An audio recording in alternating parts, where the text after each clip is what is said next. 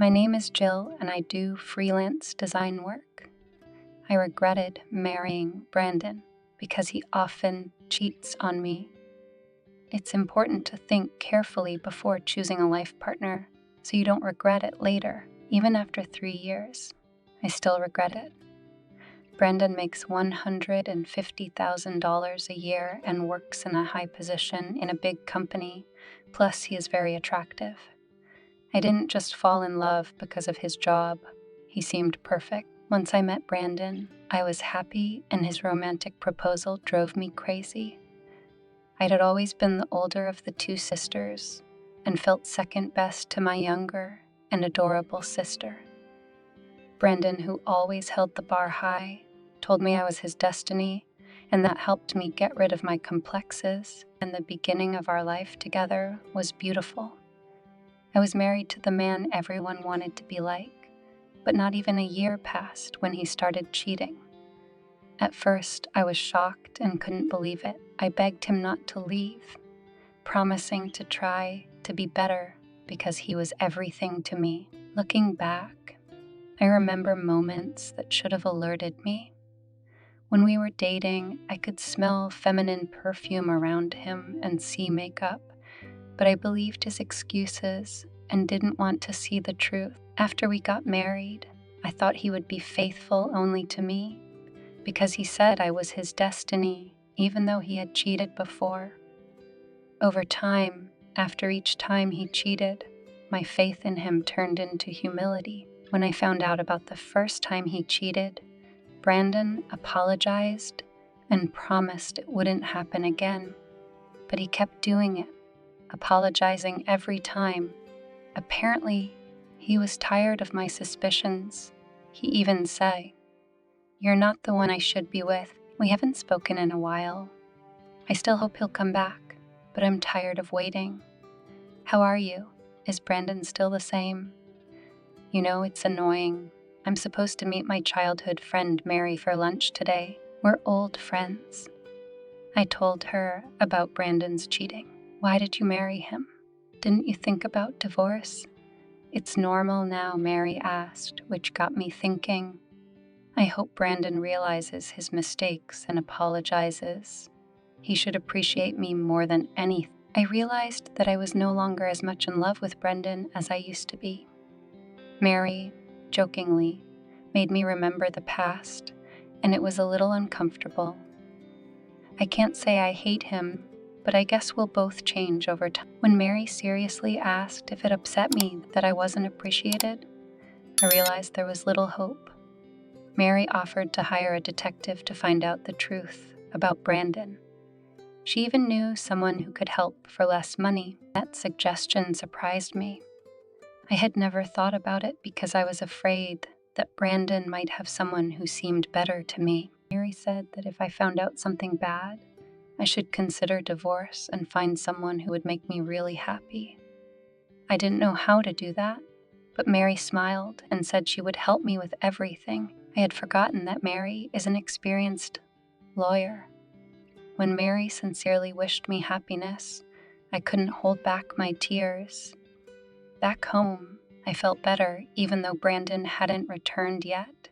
He said he was working overtime, but I wasn't sure about that anymore. I met him when he got back, and the first thing he asked was about dinner. I regretted hoping for his late return. He didn't even say hello properly. I had just gotten back too, so I asked what to make him. He asked, "What do you do at home all day if nothing is ready yet?" He sighed and threw his bag on the couch. "I already told you a few days ago that I was going out with Mary tonight, and you said you'd be working late. Oh, forget it. Why are you always making excuses? It's depressing to come home to a gloomy man. I work hard and I come home and I can't find dinner. Really, why did I ever marry someone like you? Forget it. I'll eat out." He left right after his tirade.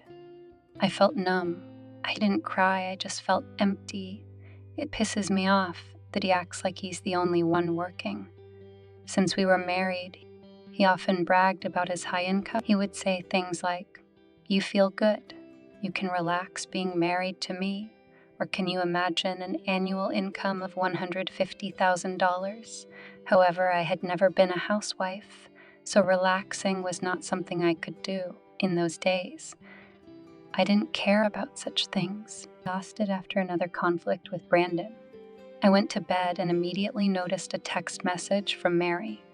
She informed me that she had hired a detective to look into Brandon's affairs.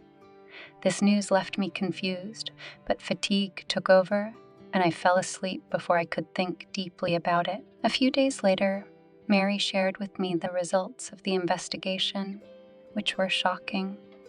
I was amazed and couldn't believe that there was so much I hadn't noticed or didn't want to notice. Mary assured me that I was not to blame for my feelings and suggested we discuss our next step. Before we could discuss our plan of action in detail, I received a text from my sister Barbara about her surprise visit. Despite the fact that we live not far from each other after I got married, our meetings became rare. We only saw each other at Christmas, and even then, Barbara was often absent due to her commitment. Barbara's visit came as a surprise to me. We hadn't been close for a long time, and her decision to come made me wonder why she was here. Could she know about my problems with Brandon? Or did she have her own reasons for visit? Either way, I hoped her presence would help me form a perspective on the situation, or at least provide a temporary refuge from my problems. Her sudden visit was unexpected. She looked so beautiful and fashionable that she barely resembled my sister. "It's okay, I'm done for the day." She smiled upon hearing this. She wore expensive clothes. Less than a year ago, she quit her regular job and now worked at a bar. Brandon's money didn't count as mine. I didn't want to quit my job. "Barbara, are you working tonight?" "I'm not working anymore." That surprised me. Our parents had just started to get excited for her. She was in a steady job, and now she was out of work. She seemed to be spending more on herself than she used to. "What are you doing now?" I asked. She laughed, getting ready to tell me something amazing, but then Brendan walked through the door.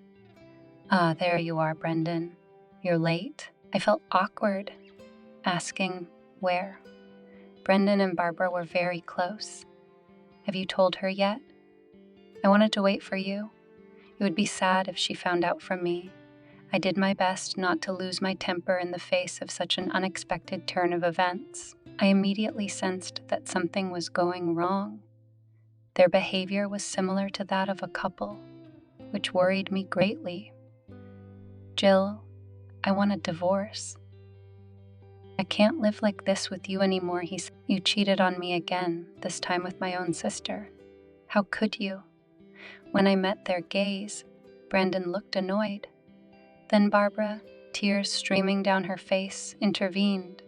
"It's not like that. It's not Brendan's fault. I should have told you sooner. Our marriage was a mistake.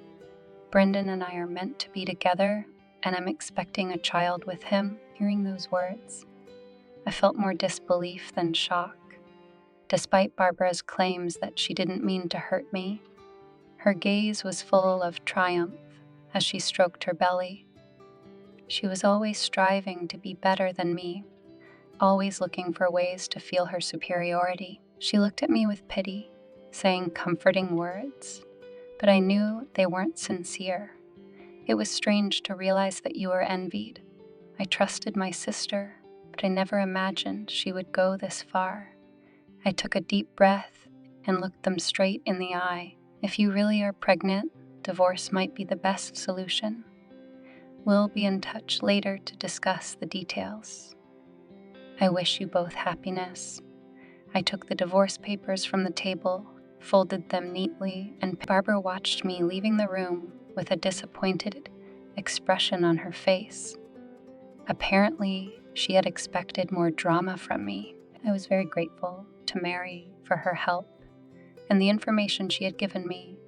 Thanks to her, the pain wasn't as acute. I went to Mary's house to plan together what to do next. With her encouragement, I was able to move in just 3 days after Barbara unexpectedly showed up at our house. In 2 weeks, I had already gotten used to my new life, and the time flew by. The same day I started over, I filed for divorce and, on Mary's advice, sent a formal notice to Brandon and Barbara. I decided that I would demand compensation for their relationship. As I suspected, they were going to get married. My friends, after receiving invitations to their wedding, started calling me one after another, asking a bunch of awkward questions. Mary was surprised and asked me if I was close to Barbara. Since she had gotten an invitation, I was reminded that Mary and Barbara had never socialized much. Mary remembered that too. It seems they invited everyone to the wedding, perhaps because few people wanted to be there. But that's none of our business. Just as I was about to change the subject, the bell rang. It was Brandon. Mary made a disgruntled face, trying to guess why he was calling. I was relieved because he hadn't tried to contact me since that day. What should I do? I asked. Don't worry, I'm right here by your side, Mary replied. We were at her house for lunch, so I put the phone on speaker. As soon as the call connected, I heard Brandon's familiar voice. I was completely puzzled by his words. Even though I had been harmed, I hadn't done anything wrong. You're forcing our guests to cancel the wedding, preventing them from coming, they accused me. Barbara picked up the phone and started complaining about guests refusing to come to their wedding, suspecting me of doing so. I was surprised and asked if they were joking, since I had done nothing of the sort. Is this a misunderstanding, sister? Do you hate me now? Is that why you're doing this? Barbara tried to play the victim, but really the victim. Do you have proof that Jill is guilty? Mary intervened sharply. I got an invitation too, but I refused to go because I don't want to congratulate such an unreasonable couple. Was it my sister who told you not to come? Barbara asked. That's not right. Oh, didn't you hear? Mary could barely contain her laughter. I said I wasn't interested in celebrating with you. I don't want to waste my time on such nonsense. Mary laughed. Brandon was noisily indignant in the background. What's so funny to you? He asked. You ruined our wedding, Barbara said. No offense, but I really didn't do anything. I've gotten a lot of messages from people saying they're disappointed in both of you. It's unseemly. Brandon seemed shocked by my words and mutters. I was tired of all this nonsense and didn't want to talk to them anymore. They kept thinking I was vindictive and jealous. I decided not to hold back. Brandon and Barbara, it's okay. I'm really happy for you two. Supporting each other despite all the flaws isn't easy. And my unexpected and cheerful tone apparently confused them, and there was silence on the other end of the line. Barbara, I apologize if I misunderstood you. I thought you treated your partners as accessories that adorn your life. And Barbara was clearly confused by my words and asked, What do you mean? She then brushed off the accusations of jealousy as trivial and confidently stated that Brandon was a destiny set out for her. When asked again, she repeated her words triumphantly. Brandon is very dear to me. You will never be able to understand our bond, but I will always support him. Her confidence had always been her hallmark. Have you registered the marriage yet? I asked. It was important to get the paperwork done quickly, so there would be no problems. Barbara was convinced that Brandon was perfect and that I still missed him. Now that you're not working, Barbara, you won't be able to spend money like you used to. You'll have to help pay off Brandon's debts. She whispered, perplexed, before asking about the debt. Paying off $20 million in debt isn't easy, so you'll have to save money. Are you willing to support Brandon in that? I heard a rustle. Brandon must be in a panic, trying not to give her a chance to answer. Please continue to support each other. I said, I heard from a friend that you're worried about whose baby this might be. Barbara, I appreciate your decision to stay out of this gossip. Thank you for your support, Barbara. Maybe she's feeling insecure. If you are truly a father, your child will no doubt be happy. There was a sense of utter confusion in the nonchalant silence that followed. My words seemed to have accomplished their purpose. You are truly made for each other, supportive as partners in destiny. My final blow was delivered. It took them a moment to comprehend the whole situation. The silence continued before it was suddenly interrupted by a murmur. A $2,000 million debt. Is that a lie? Is this child mine? Is the baby mine? They began. Yes, of course it is, was my reply, after learning about Brandon's $20 million debt just days before Barbara's visit. I was shocked. It turned out that Brandon had accumulated this debt by spending money on extramarital affairs, gambling, and paying off several married women. Learning that Barbara was one of his women surprised me, but this knowledge made my decision to divorce easier and helped me not to give in to Barbara's provocations. For this information, I am grateful to Mary. I learned of Barbara's pregnancy from a friend who called about the wedding invitation. There were rumors that she was pregnant, but the father of the baby was unknown. My friend shared with me her concerns about Barbara having had relationships with several men before getting together with Brandon. The possibility that the baby was Brandon's seemed unlikely given the timing of the pregnancy. Please also don't forget about compensation, I added before quickly hanging up in an effort to avoid further argument. They didn't call back. Perhaps they were too puzzled, voicing their doubts to each other. They probably started asking each other. I was lucky to have avoided a lot of trouble. I couldn't help but laugh when I saw Mary's smile. Then my mom from my town called me. I tried not to talk to her because I was afraid she would get worried, but suddenly Barbara and Brandon came to visit my parents, who were completely shocked by their visit. They asked my parents for help to pay the $20 million debt. When my parents said it was impossible, Barbara showed them a letter from Mary saying that Brandon had cheated me. Now Barbara wanted me to give her the money. In the letter, I explained why I demanded compensation from her, and my parents seemed to understand. Dad, upset that he didn't take my words seriously, reprimanded Barbara and even hit Brandon. It's not clear who the father of Barbara's baby is because there are several possibilities. I ended up being the one who was tricked. After Daddy hit him, Brandon suddenly told the whole truth. I was sick of it. My parents didn't want to deal with their problems anymore, kicked them out, and told them they were getting a divorce. Apparently, Barbara and Brandon had already tried all the options and decided to ask my parents for help as their last hope. I don't know what happened to them, and frankly, I'm not interested, but Mary was determined that they wouldn't leave until the debt was paid. She always keeps her word. My mom was worried about me, but I'm fine now. I have a best friend who is always there for me. I'm sure that when I meet my new love, I won't be fooled by my look. I dream of a house full of warmth, with a man who will take care of me, preferably someone kind and honest. That would be wonderful.